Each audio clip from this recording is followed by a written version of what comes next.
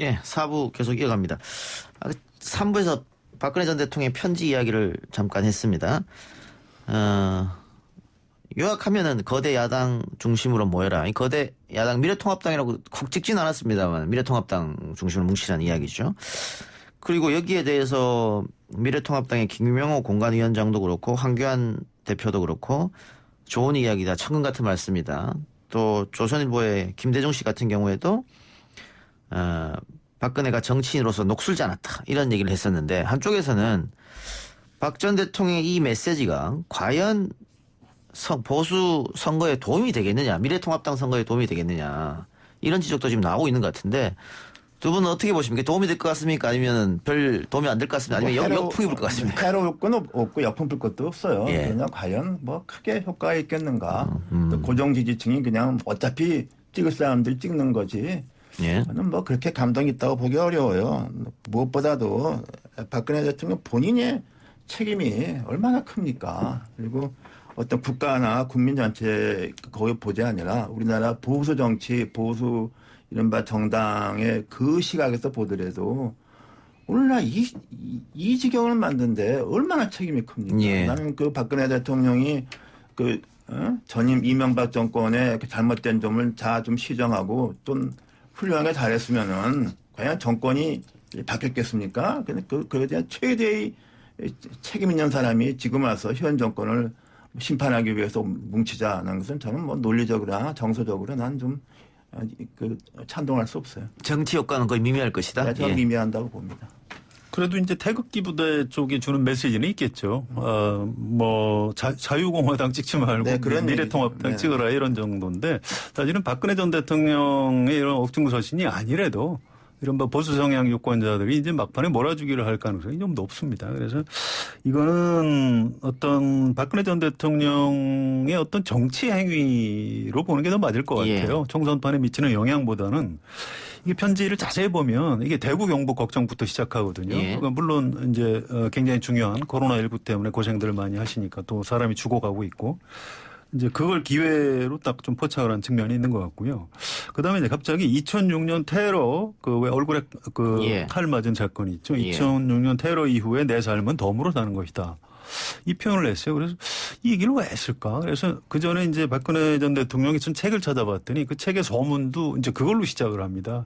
내가 그때 목숨을 잃을 뻔했고 그 이후에 내 삶은 덤으로 사는 것이다. 그러니까 그 얘기는 좀 곤란해요. 제가 받아들이기가. 왜냐하면 사실 박근혜 전 대통령이 재판에 출석 안 했고요.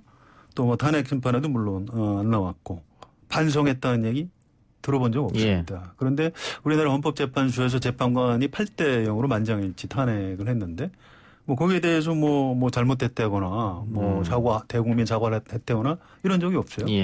갑자기 얼굴에 내가 그 테러 당한 이후에 내 삶은 덤이다.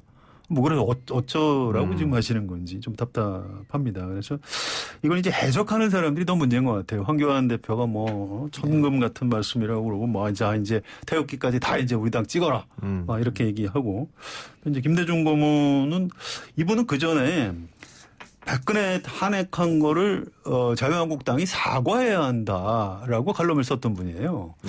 이게 무슨 소리인지 모르겠어요. 그 당시 탄핵 즈음에 조선일보가 그런 태도를 취하지 않았던 것 같은데 이분이 이제 문재인 정부를 너무 미워하고 하다 보니까 모든 게 그냥 반문재인, 기승전 반문재인.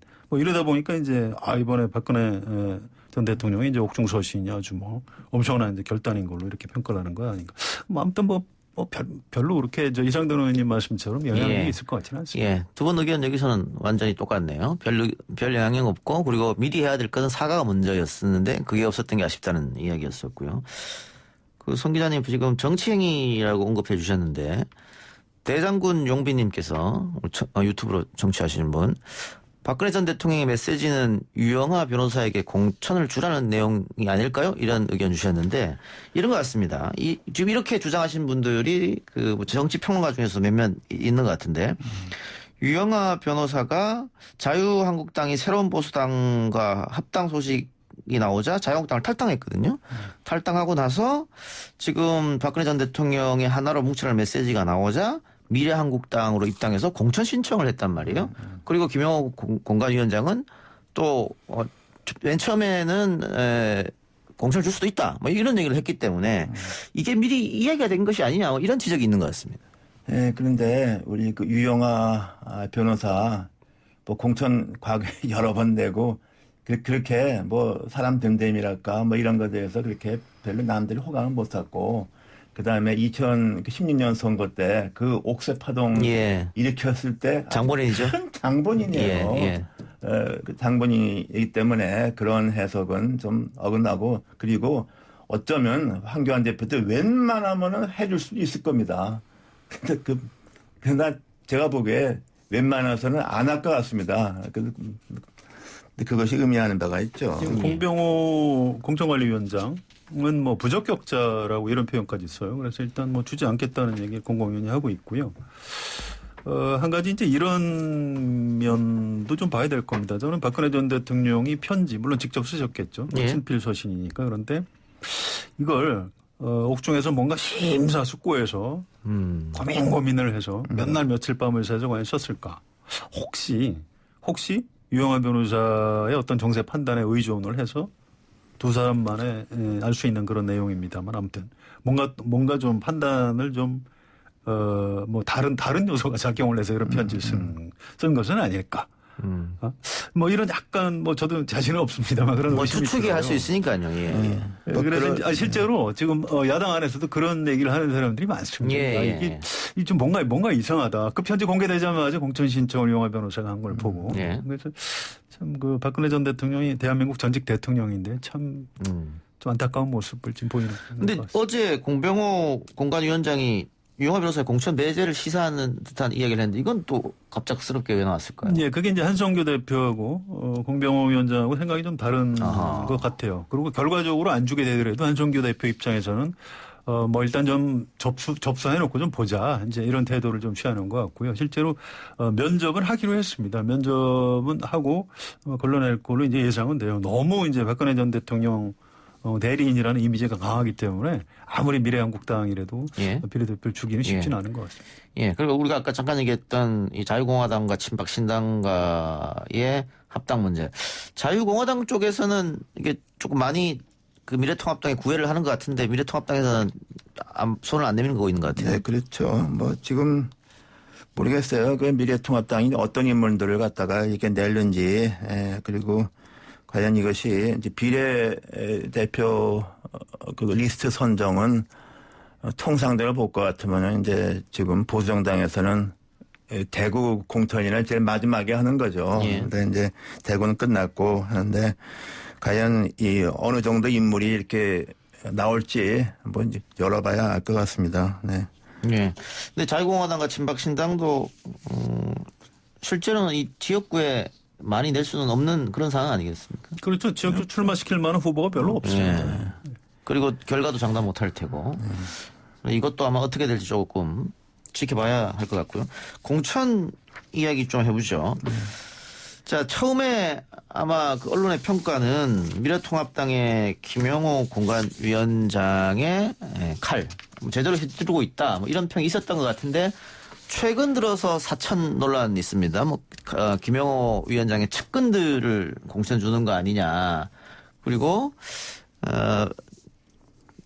지금 황교안 대표를 위해서 차기 그 경쟁자들을 제거시키는 거 아니냐. 다 제거해버린 거죠. 예. 예를 들면 좀 비중 있는 이들, 예를 들면 뭐 정우택 의원도 그렇고 윤상현 의원도 그렇고 인천의 안상수 의원을 또 거기다 같이 붙이고 뭐 김재원 의원뿐 아니라 부산 지역에 있는 뭐 이진보 그 정도 삼선급들은 뭐 대거 예. 다 탈락하고 근데 무난히 공천 받는 사람 보면은 그 황교안 대표가 맨날 장애 투쟁할 때 경쟁적으로 옆에 앉았던 사람들이 대거 초선도 됐어요. 예. 그리고 이른바 무슨 이부망천 뭐 이런 거 갖다가 망언으로 해서 공천 이렇게 배제했다 그렇게 말을 하지만은 우리 보게 되면은 그거보다 더 심한 목소리 높이고 그 행동대당 같은 거 했던 사람들이 공천을 많이 받았어요. 예. 저는 그래서 이거 완전히 황교안에 위한 공천밖에 아니지 않느냐 하는 것이고 또 그 대신에 새로 넣은 사람 보면 신인들 보면은 그 지명도도 거의 없고 예. 그 인물군이 좋지가 않습니다. 저는 예. 그래서 요번에 그 문재인 정부에 대한 아주 실정에 대한 국민들의 염증은 많지만은 한국당이 공천을 결국에는 잘못해서 예상하는 것만큼 좀 못하지 않느냐 저는 그 조심스럽게 그렇게 관측합니다. 예, 좀 미흡함이 있는데요. 그러니까 저는 이상돈 의원님하고 아까 황교안 대표의 영향력 부분은 약간 생각이 다릅니다. 예. 그거는 그쪽 당 내부 얘기를 들어보면 황교안 대표하고 가까운 사람들 중에 뭐 공천을 못 받은 사람이 많아요. 저는 뭐 박찬주 전 대장 이런 사람들 뭐 영입 1호 했던 사람인데 그분도 이제 그 공천 배제가 됐고요. 그래서 이제 그 부분, 그러니까 이런 식으로 공천을 하면 황교안 대표를 과연 총선 이후에 누가 따르겠느냐 뭐 이런 얘기가 나올 정도로 황교안 대표가 별로 챙기지 못했다는 게 당내 평가, 그런 평가가 있다는 말씀을 드리고요. 오늘 김영호 위원장이 무슨 이 공천 결산 비슷한 기자간담회를 했어요. 근데 본인 얘기가 내가 교체는 좀 어느 정도 성공을 했다. 그런데 그걸 새 인물로 채워 넣는 데는 내 참 한계가 있더라. 예. 그래서 참 불가피하게 이제 돌려막기 이런 걸 했다. 그러니까 기자들이 약간 공격적인 질문을 했는데 그 부분은 인정을 했어요. 그 참 미흡했다.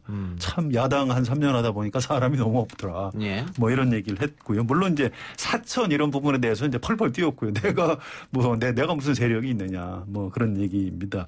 저도 김영호 전 국회의장이 이걸 계기로 무슨 뭐 차기 대선에 나갈 사람도 아니고요. 있다면 이제 명예욕 정도가 있겠죠. 뭔가 어려움에 처한 당에 와서 내가 공천을 이른바 이제 학살 공천을 해서 예. 이 당을 좀 살려냈다. 이제 이런 평가를 받고 싶은데 지금 이제 탈락한 사람들이 대거 이제 막 김영호 위원장을 공격하고 나서고 있는 거고 또 무소속으로 막 나가려고 하고 있는 거죠. 예. 그래서 이제 일단 절반의 성공인 것 같은데 예. 나머지 절반은 앞으로 또 좀 그러면 쳐봐야 될 것 같아요. 잘라내는 거는 내가 잘했는데 그렇습니다. 채워넣는 건 못했다. 그럼 이건 어떻게 보십니까?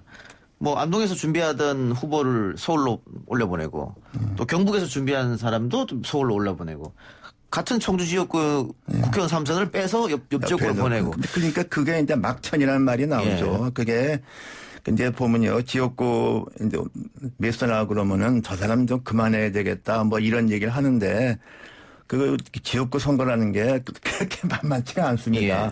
그게 다 그 지역에 다 3선했다 그러면 다 이유가 있는 거예요. 예. 그 함부로 휘저으면 그건 진짜로 피치 못해 어떤 새로운 뭐 리더십에서 어떤 정체성 문제이기 때문에 그런 경우가 있을 수 있는 게 최소화하는 것이고 그리고 새 인물 부족에 대해서는 제가 보기에는 문재인 정부 이 문제가 아니라 이명박 정부, 박근혜 정부 다 실패했잖아요. 예. 그러니까 이 인물을 내는 것은 그런 정부에서 청와대나 뭐나 정무직을 하면서 좀 배출해야 되는데 그 완전히 실패했고 또 하나는 과거 한나라당 시절부터 보면은 그 이른바 보수정당의 새 인물 들어가는 사람들 보면은 뭐 대중과 뭐 풀뿌리로 호흡하는 이런 거보다는 그래도 학력과 경력 같은 스펙이 좋은 사람들 전문성 이랬는데 지금 제가 볼 때는 새 인물에 그런 인물이 없어요. 예. 그건 뭐냐 그러면 제대로 스펙되는 사람들이 이제는 뭐 이게 지역구 가서 그런 걸 안 한다고.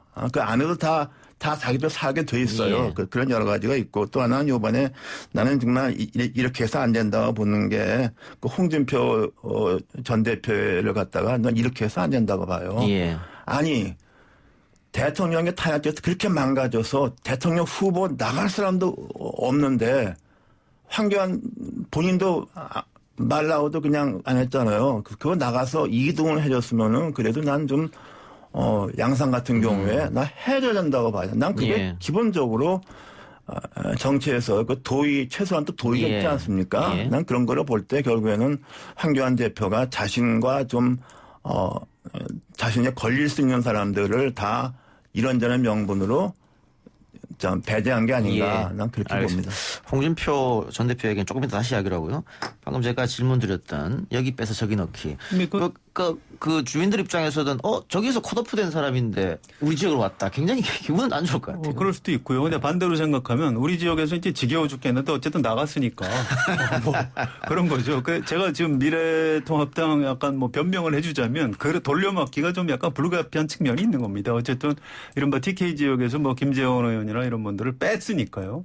그다음에 이제 뭐 서울에 가서 살아오든 말든 그건 이제 당 지도부가 책임질 일은 아니고 뭐 그렇다고 새 인물을 서울에서 발굴은 할 수 없고 이혜원 의원도 서초에 공천을 한 번 더 줄 수는 없는데 그럼 딴 데 가서 한번 뭐 당신이 뭐 경쟁력이 있으면 살아와 봐라 이렇게 기회를 주는 거고 사실은 김영호 위원장 말이 약간 이해가 되기는 해요. 어디서 새 인물을 뭐 찾아올 수는 없고 그러니까 기존에 좀 좋은 지역에 있던 의원들을 좀 이런 식으로 돌려막기를 할 수밖에 없었다. 뭐 자기들이 잘했다고 얘기는 하지는 않더라고요. 아무튼 그 불가피성을 뭐 얘기를 하는데 하여튼 기자적인 시각에서는 그럴 수도 있겠다라고 좀 인정이 되는 측면이 있습니다. 이상돈 의원의 홍준표 전 대표는 챙겨줬어야 되지 않느냐. 정치 도의상. 이 주장은 어떻게 보세요? 그거는 양면이 있는 것 같아요. 왜냐하면 이게 탄핵 오적이라고 있었습니다. 박근혜 전 대통령 탄핵되니까 태극기 부대가 광화문 서울역 집회에서 줄기차게 이자들은 뭐 처단해야 된다. 그래서 민주당보다 더 미워하던 사람들이 있어요.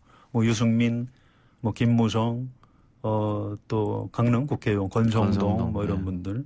근데 결국 이분들이 다 이런저런 사정으로 또 김성태 전 원내대표 이런 분들 전부 다 불출마 선언했거나 공천을 못 받았습니다. 예. 그래서 이게 참 절묘한 건데 어쨌든 이 태극기 부대 요구를 들어준 측면이 있어요. 저는 권성동 의원을 왜 컷오프를 시켰는지 사실 잘 납득이 안 갑니다. 그런데 그러다 보니까 그럼 또 균형을 좀 맞춰야 되는 거죠. 또 이 반대편에 좀 거물을 누군가는 좀 날려야 되는 겁니다. 저는 홍준표 전 대표가 이제 그런 측면에서 일종의 희생양인 측면도 좀 있다고 봅니다. 예. 방금 권성동 의원 얘기 주셨으니까 컷오프 됐고 권성동 의원은 김영호 공관위원장이 강릉은 아무나 나가도 다 되는 곳이다. 뭐 이런 말을 했다고 격앙되게 이야기를 하더라고요. 뭐 그런 것도 있고 이제 탄핵 국면에서 제가 그때 탄핵 얘기 나왔을 때 전 솔직히 그냥 탄핵이 그냥 가능할까 그랬어요. 왜냐? 예. 법사위원장이 권성동 아닙니까? 예. 난 그래서 어렵다고 봤어. 법사위원장이 틀면요. 진도가 안 나가는 거예요. 예. 검사잖아, 검사. 예. 그런데 참 놀라운 게 다 그냥 그 유승민 대표와 같이 거출해서 그렇게 하고 대통령 탄핵된 다음에 또 1차적으로 또 들어갔지 않습니까? 예. 참 미스테리한 행보를 보였어요. 근데 이제 그런 저런 것 때문에 좀 배제를 했다고 봅니다. 네. 예. 근데 그거를 좀 잘했다고 보기는 어려운 것 같아요. 왜냐하면 국회라는 기관에서 의원들이 탄핵 소추를 의결을 했고 그러면 그 국회의 뜻을 받들어서 헌법재판소에 가서 검사 역할을 해야 되는 게 예. 법사위원장인 예. 거죠. 그래서 자기 역할을 충분히 그냥 했을 뿐인데 이 사람이 이제 뒤늦게 좀 그 뭐 박근혜 전 대통령 탄핵했다는 사실 그거 이외에는 설명이 잘 안 되거든요. 그래서 예. 이걸 이런 식으로 공천 배제한다. 아니 그러려면 탄핵을 왜 했죠? 잘 설명이 안 됩니다. 네. 그런데 그러니까 그게 예. 논리적으로 설명이 안 되는 거예요. 그리고 그냥 정서적으로 이제 이른바 그 현재 보수 정당의 지지층이 그 박근혜 대통령에 대한 그런 향수가 있는 사람들이 많이 있으니까 그 사람들을 안기 위해서 이렇게 한 건데 저는 그렇게 해서 과연 국민 과반수의 지지를 얻을 수 있겠느냐에 예. 대해서 그게 제가 갖고 예. 있는 문제점이죠. 문제 제기죠.